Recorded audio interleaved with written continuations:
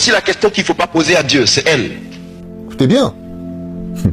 Dès que tu lui demandes ça, Dieu se manifestera quelles que soient les circonstances pour te montrer exactement le plan de ta vie. Vous comprenez ce qui se passe? Pourquoi est-ce qu'on prie et qu'il n'y a pas de résultat? Je prie et il n'y a rien.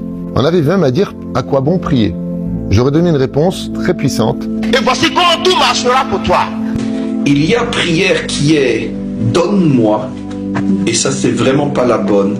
Donc c'est vrai que beaucoup d'entre nous prient comme ça sans s'en rendre compte. La vraie prière c'est pas ça. La vraie prière, c'est « je ne te demande pas de me prendre en charge, je ne te demande pas de me donner sans que je ne fasse rien si ce n'est que de te demander. Aide-moi à ne jamais oublier que toi aussi tu donnes. » Et c'est pour ça que maître du monde, c'est clair que si je suis malade, je vais chez le médecin. C'est clair, maître du monde, que pour manger, je vais aller labourer mon champ. Ça veut dire que dans chaque chose que je fais sur terre, je n'oublie pas aussi de t'associer. Parce que je ne veux tomber ni dans un piège, ni dans un autre. Je ne veux ni être un chien, ni être un ingrat. De nous aider à prendre conscience qu'il est avec nous, qu'il nous accompagne. Vous comprenez ce qui se passe? Décide-toi, va dans la présence de Dieu et dis-lui, tu es mon créateur. Je suis dans ta face. Révèle-moi le plan de ma vie et ce que tu veux que je fasse. Tu vas voir. Hachem, il nous aime vraiment. Alors il préfère qu'on ne voie pas la vérité vraie. Il préfère même qu'on se trompe et qu'on pense n'importe quoi. Mais au moins on a préservé l'essentiel. C'est quoi l'essentiel? C'est que notre rapport à lui, c'est pas « bon, qu'est-ce que tu donnes aujourd'hui ?»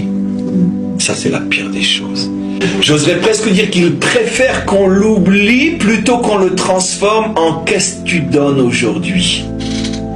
Et vous savez pourquoi? Je vais vous expliquer pourquoi. Vous savez pourquoi c'est la plus abominable des choses? La pire des fautes, c'est pas de ne pas croire en Dieu, c'est de tellement y croire qu'on ne vit que pour recevoir de lui.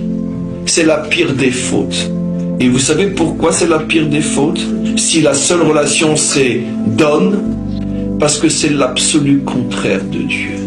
Dieu y prend rien, lui. Tout est gratuit et désintéressé.